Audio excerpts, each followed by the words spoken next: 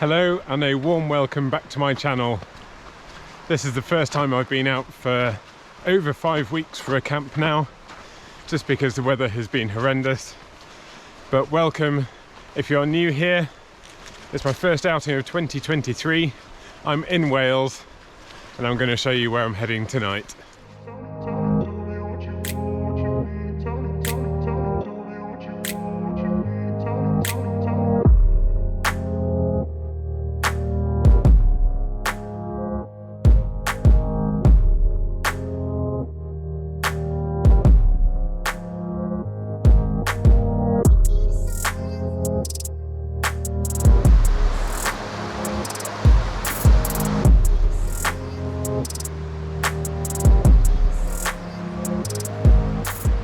My last camp was out on Dartmoor in that beautiful snowy weather we had. That was just before Christmas and it's been an absolute washout ever since. The weather has finally improved to the point where I can come out for a camp, and I've deemed it worth coming up here to the Black Mountains in Wales. As you can see, there's still a fair bit of snow around up here, and I'm going to be heading straight up this valley here and camping up on the top of that ridge tonight, on top of Rhosdirion, which should be up at over 700 meters, and I'm hoping for some good views, some bits of snow and ice, which I'm just about to walk through to kick things off actually, and some nice clear skies tonight. So let's get moving.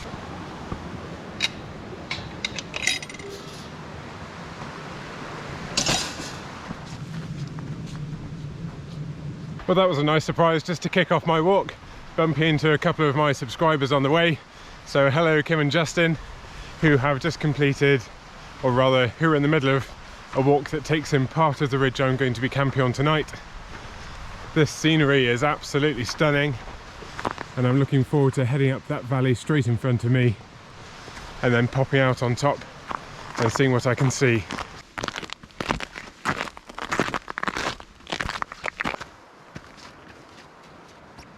These really are stunning surroundings. I've never been to this part of Wales before, and I'm being absolutely spoilt rotten. The route I've put together for this camp is just over 17 miles as a circular route, and it's around about a 50-50 split. So it'll be around about 8.5 miles today, and then 8.5 miles back in the morning. And I will be descending back down this valley at the moment. That's the plan for tomorrow, but given how slippery it is underfoot, I might need to consider choosing a separate, or rather a different route back that's a little bit less treacherous. Snow like this is fine to walk in when it's frozen hard, because all those little ridges give you some good purchase with your walking shoes or your boots. But I have two problems there. It's warmed up a little bit, so the snow is nice and soft. And the second problem is that these walking shoes have just about had it. The soles are really wearing out now, and I'm really due a new pair. So this might be their last outing, and it's not a great time to try and put their grip to the test.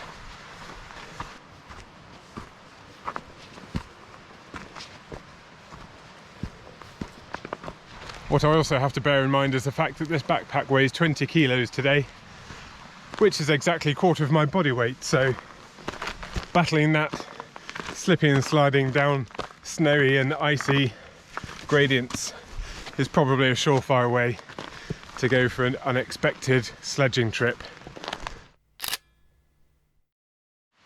I think it's time to pay attention to where my feet are going, and because I'll be puffing and panting as I make my way up this valley, I'll speak to you when I get to the top.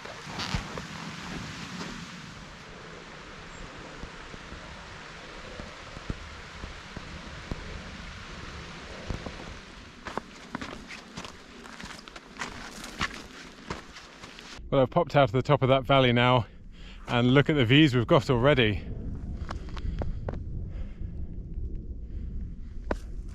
It's a stunner of a day. We're already a few minutes into this video and it still feels like I've got quite a lot to talk about before we really get going. So I've got a few things I'd like to talk about. I've Got quite a lot of new gadgets with me today, which I'll be showing you along this video. That's partially due to some generous Christmas presents, and also partly down to the good people at Flextailgear, who have given me their latest pump and their latest pillow as well to try out. So I'll show you those later on. I'd also like to talk about the Dartmoor wildcamping situation, because how can I not talk about that situation? But out here in this very hot and sunny Welsh weather in January, it might be snowy, but I'm getting a proper sweat on up here because that sun is bringing some much needed warmth to this day out in the hills. And that brings me on to fitness.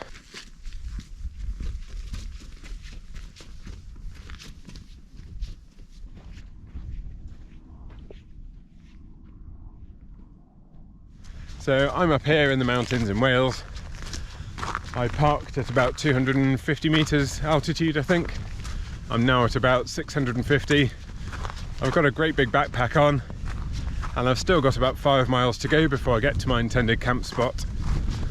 This is a bigger walk than I've been going on for a while on my wild camps, and I've noticed that my walks were getting shorter and shorter, and I was getting slower and slower on my walks. In May last year, having just got back from a holiday to Spain, I went straight up into the Brecon Beacons with my Hillabog solo for a wild camp, and I felt rubbish.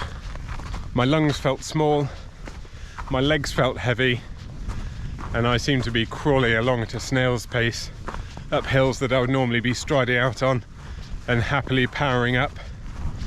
I thought I was unwell. Turned out I was just unfit. In my head, I was a fit and active young man.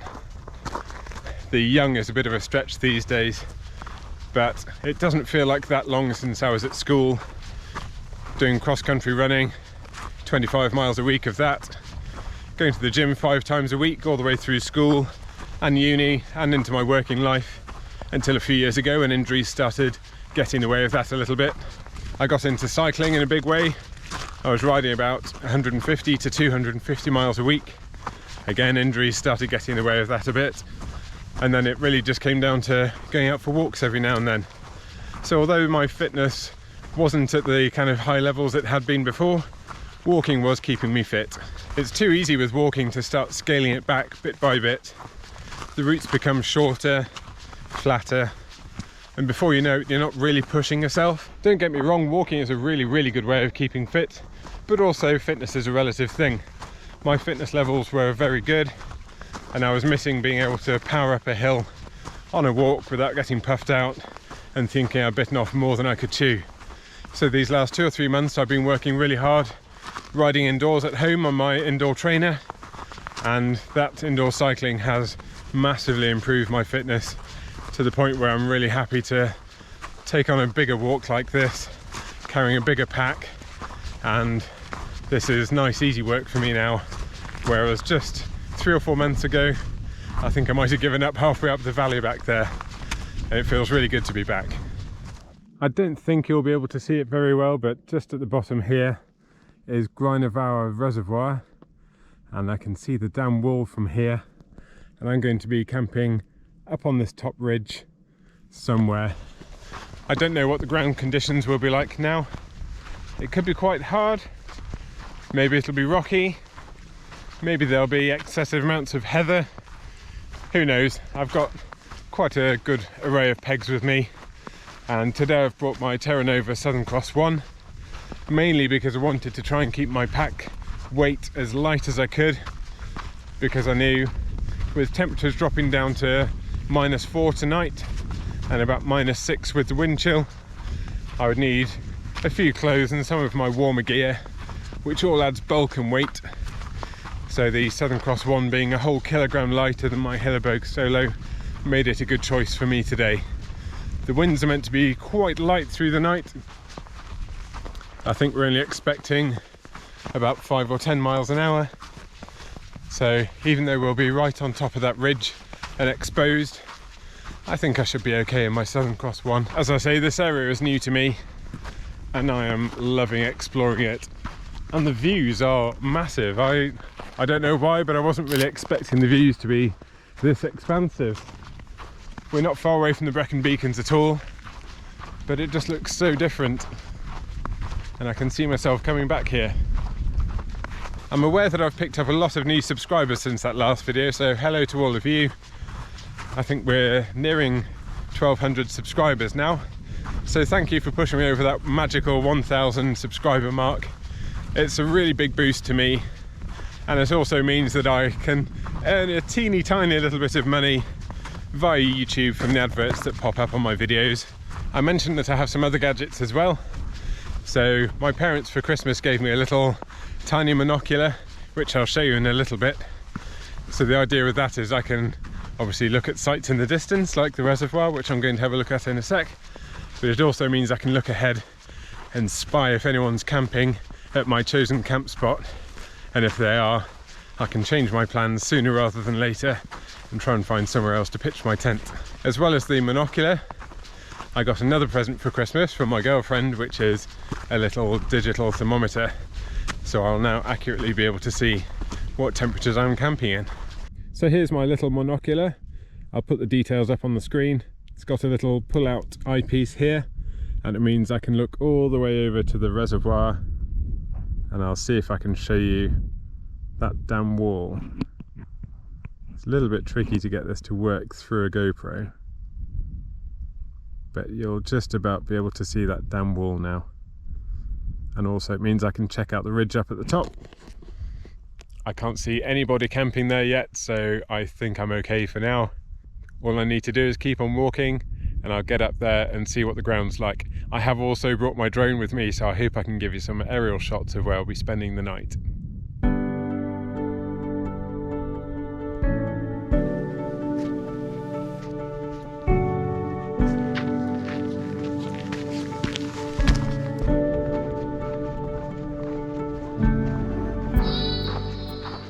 I'm just coming up to this fork in the track now. I was going to branch off to the right there, just to see a little bit more of the landscape while I'm up here. But because the sun is now dropping and it's going to set in just over 1 hour's time, about 1 hour and 5 minutes time, I am going to stick to the path on the left. And if you can see this track that descends from the top down to Grwyne Fawr Reservoir, I basically need to pick anywhere between that track there and where this track I'm about to follow hits the top of that ridge. And that's going to do me for the night. So this detour is going to chop a little bit off my walk, but I've already covered 7.7 miles, and I would like to enjoy some of these views and that phenomenal blue sky and sunshine on the snow before the sun says goodbye for the day.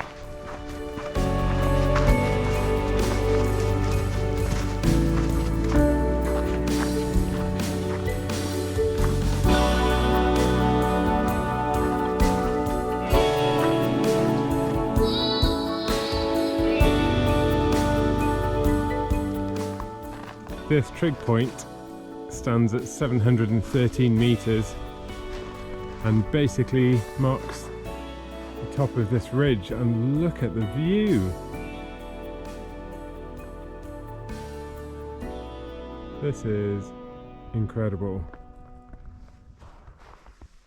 So you can see this flattened path here, that is the Cambrian Way, and my plan now is basically just to walk along this path between where I am now and that track I pointed out earlier that goes down to the reservoir, and basically anywhere up here is where I'm going to camp. So I'm basically just looking for somewhere with level ground. Over to the right here looks quite level, but I have to decide if I want to be looking over that way to all those patchwork fields and then the Brecon Beacons over in the distance there, or do I want to move slightly over to the left here and look out in that direction. Sometimes you've got to make some big decisions in life, hey?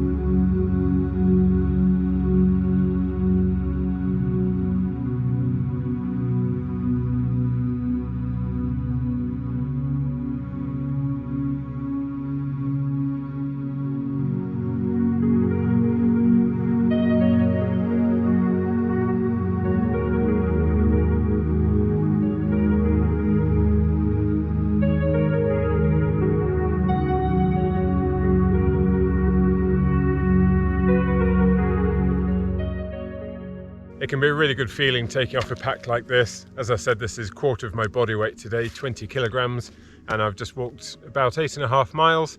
The footpath is about 15 meters that way if I get James number 2 to wave at us.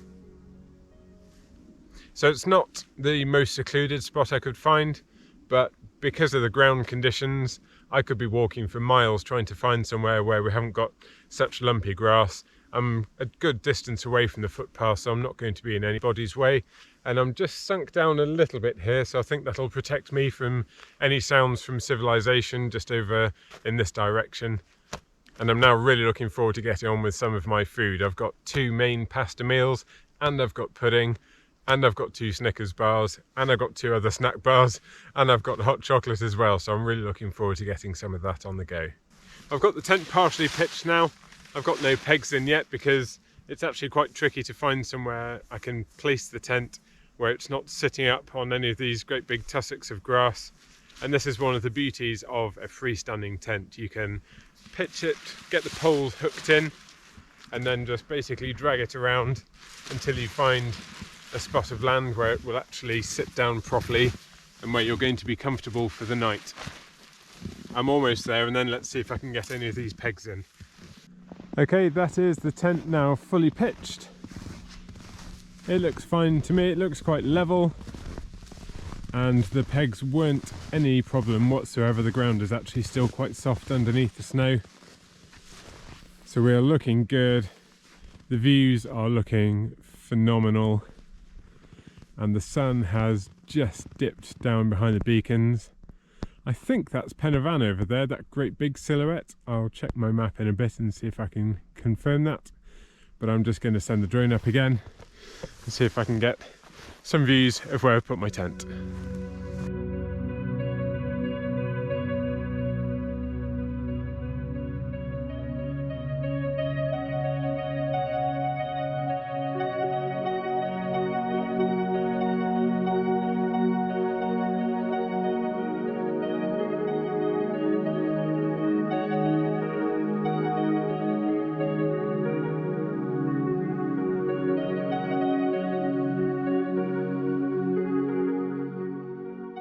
It's a little bit too dark for the drone really, but I hope you got a bit of a feel for the landscape I'm pitched in tonight.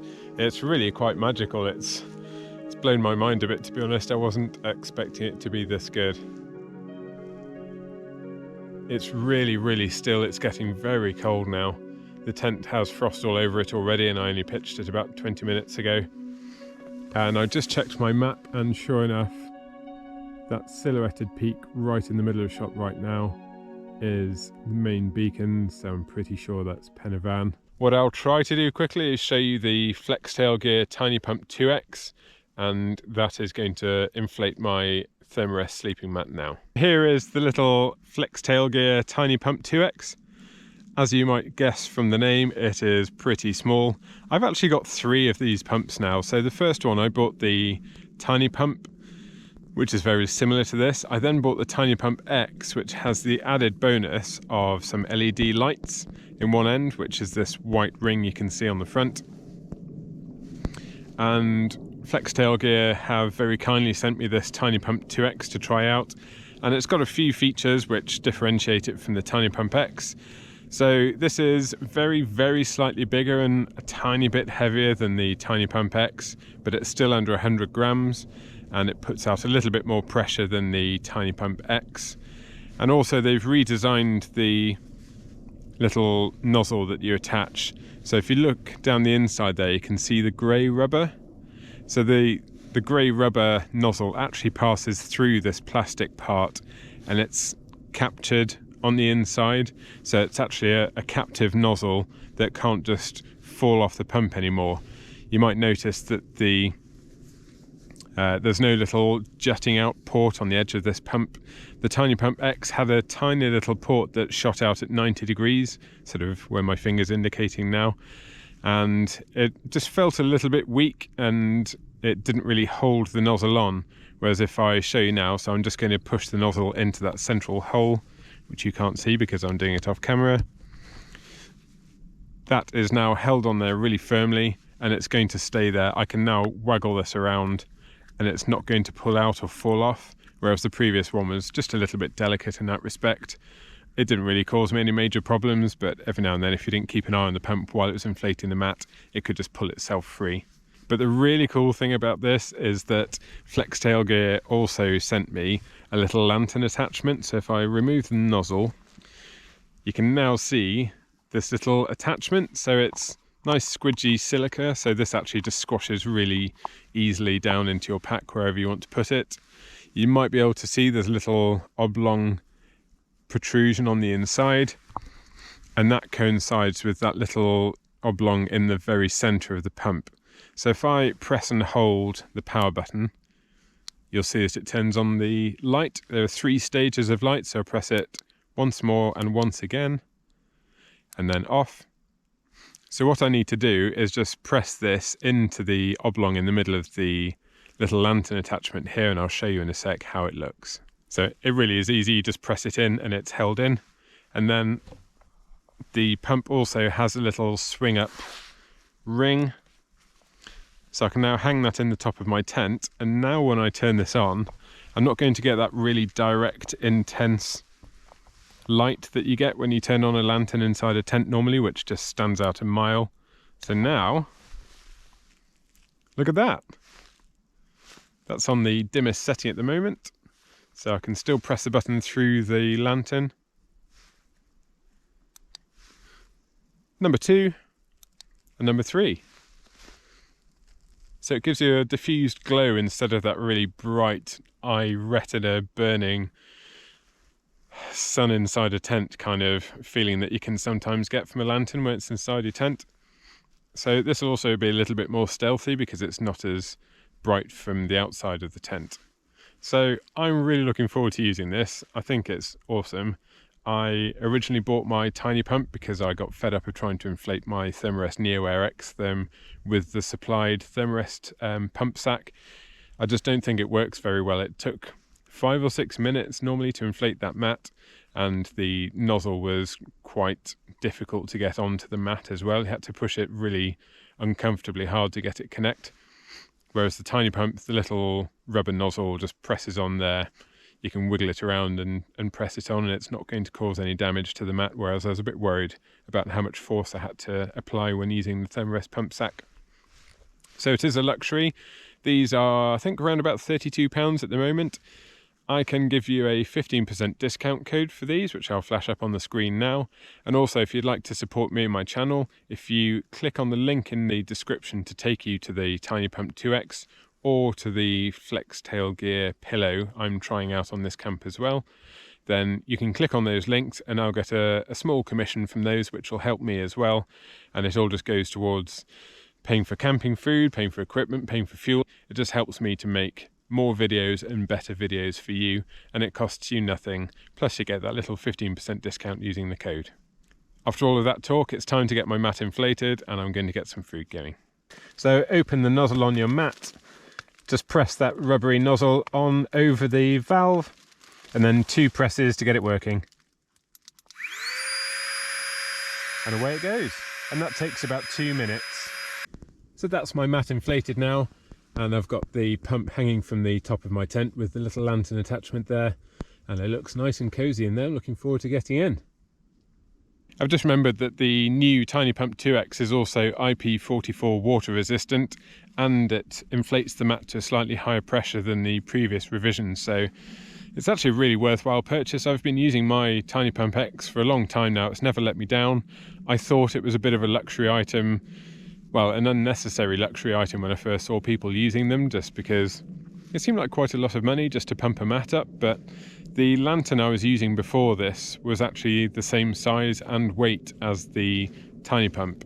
So I've got rid of my lantern, and the pump fulfills the roles of pump and lantern now, and it just makes it such hassle-free inflation to pump the mat up instead of just wrestling with that pump sack, and it's such a nuisance, particularly in a smaller tent like this. So just plugging the pump in and letting it do its work is ideal for me.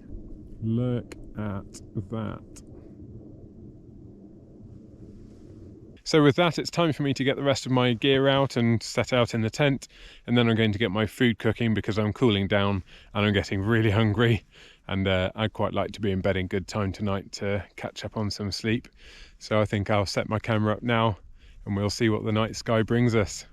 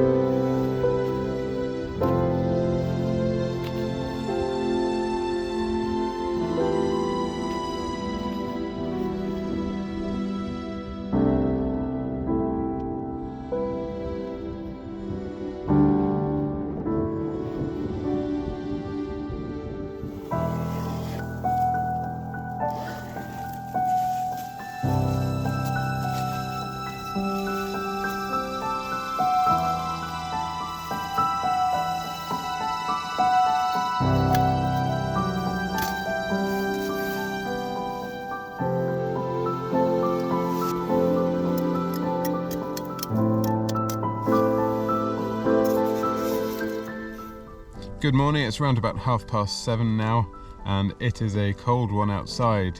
The Met Office and Mountain Forecast say it feels like about -7 or -8 Celsius at the moment, and you can definitely feel that when you step outside.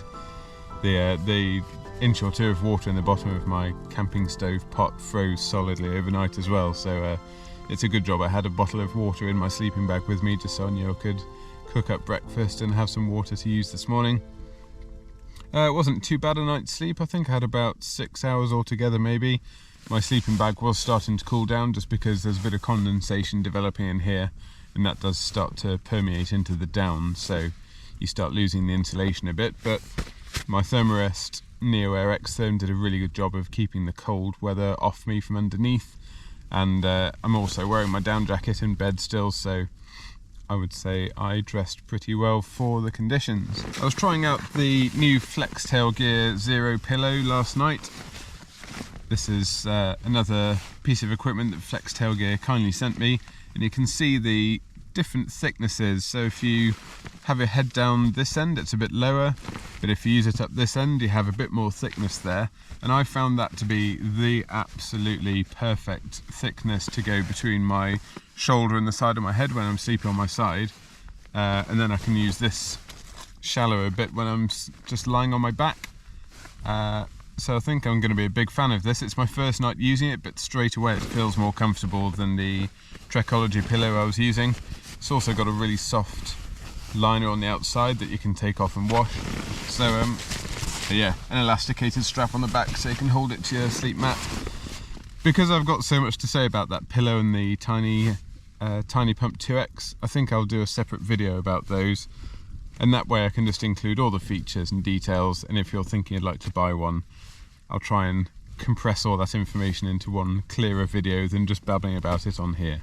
I just watched back the preview on the camera of the time-lapse I shot during the night, and I really hope you enjoyed that because the stars were just so crisp in the night sky without the moon to dilute all of those little tiny twinkling lights. I could also see the Milky Way straight overhead, but I don't think that came out on the time-lapse. Maybe one of these nights I'll catch it again. Sunrise is in about half an hour's time, and although there is still a bit of cloud hanging around, I'll see if I can catch those early morning rays filtering through. But now it's time for a nice big fat tub of hot porridge.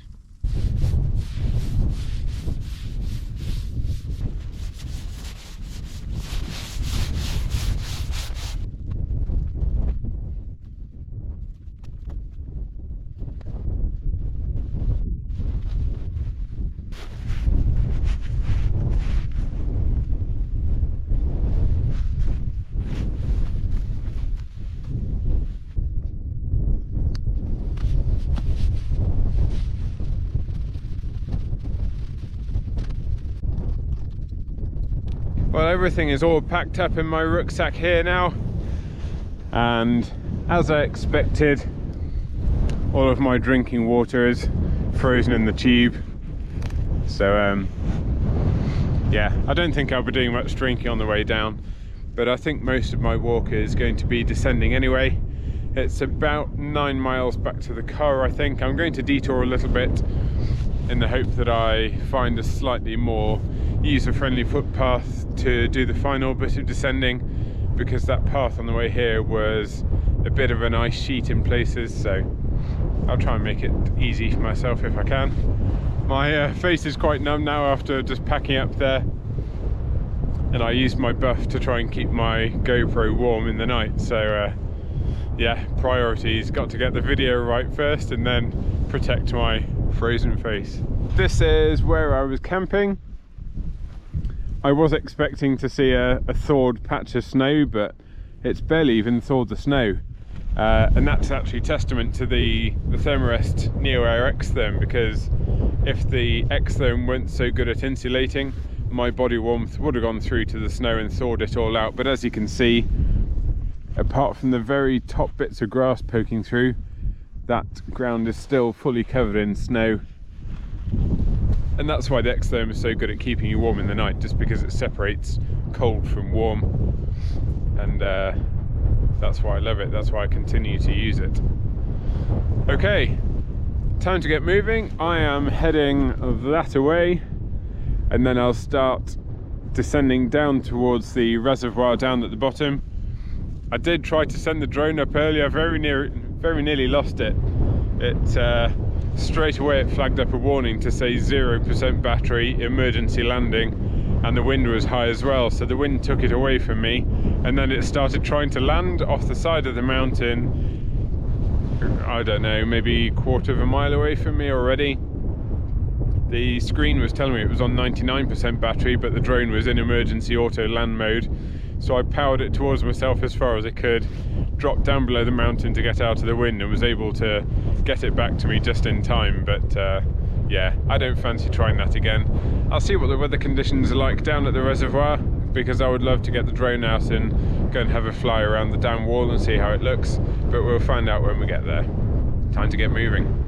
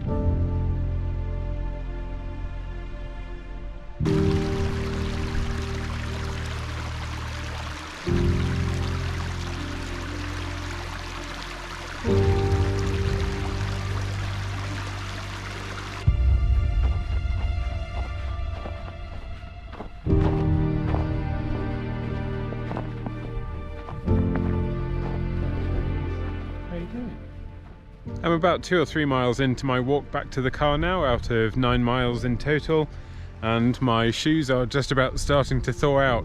They were just frozen solid this morning when I came to put them on, so they're actually starting to bend and flex a bit now, which is good for me. I've just arrived at Grwyne Fawr Reservoir, which you can see down here now in the valley. It is still quite cloudy, so I don't think visibility is going to be great. Just down at the bottom here, you can see the bothy, which as far as I can tell is simply known as the horrible bothy. And yeah, I found a blog written by someone who came to sleep in the bothy down at the bottom there, and yes, as far as he could tell from his research, it was called the horrible bothy. And it's really small. I think it holds 3 people maximum. I think 2 people is just about okay. I'm not entirely sure how you get down to it from here, but I definitely plan on coming back to this area, so maybe I'll check it out on another trip. It's only 50 meters away from me right now, but I'm quite keen just to carry on walking now. And the cloud is thickening up. If I swing round again, The reservoir is slowly disappearing, so I'll see if I can get some drone shots, but if not, I'll just capture it from the GoPro. I mentioned yesterday that I was going to have a quick chat about Dartmoor, and of course 1 or 2 months ago it was only really known by the outdoors community and the camping community that there was a legal case about to be brought to the Dartmoor National Park. I've read and watched an awful lot of comments and accounts that various people have had on this topic now. Of course, we had the ruling from the High Court that wild camping is not a recreational activity that can be assumed to take place legally on Dartmoor, and the situation is still unfolding. The situation has become so politicised now, and it's also starting to divide people a little bit because people have differing opinions, and the online world being what it is, if you voice one opinion, you're sure, bit of a slip on the ice there, you are sure to hear back from a multitude of people who have an opposing opinion. So I don't really want to bring my opinions into this too much because I don't think there's much to gain from that. The situation's still unfolding.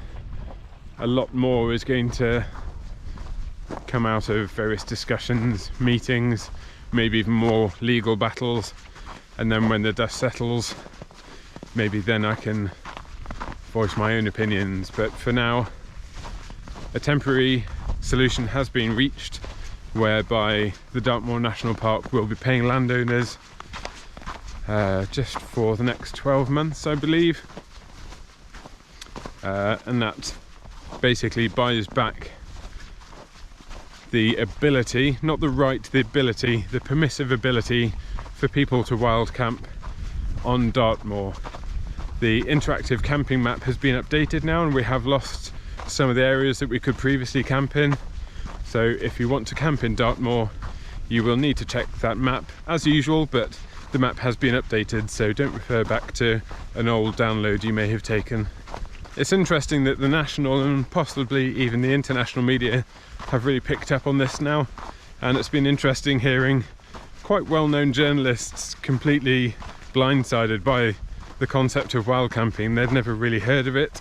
Some people just assumed that wild camping meant turning up in a nice open wild space, leaving a load of lager cans there and going home.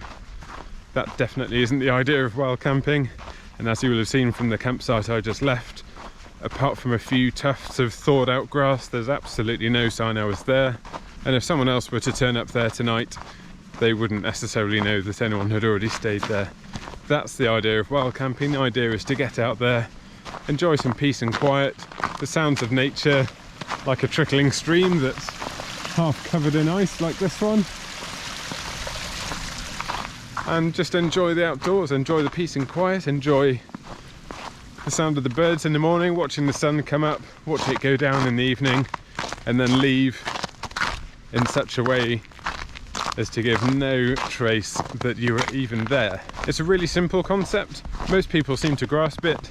I have heard some people say that YouTubing wild campers just say that they leave no trace, but in reality they're leaving lager cans and everything else lying around. That's certainly not the case when it comes to the way I treat the countryside, and I hope it's the same for you. Look at this reservoir.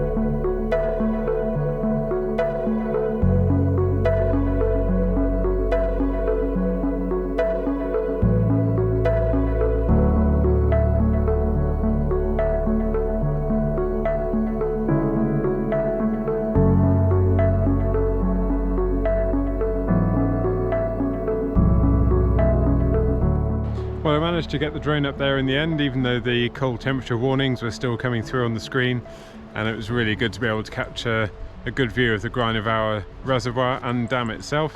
I've just had an SD card error flash up on the GoPro, so I'm not going to push my luck. This is going to be my last little clip of video, and it seems like a good point to end the video right in front of that impressive dam wall behind me. So thank you for watching. Please let me know if you have any comments or questions. Drop a like if you like this video, because it helps my video get spread around the internet. Lets anyone else have a look if they want to. And I'll see you on the next camp. Bye for now.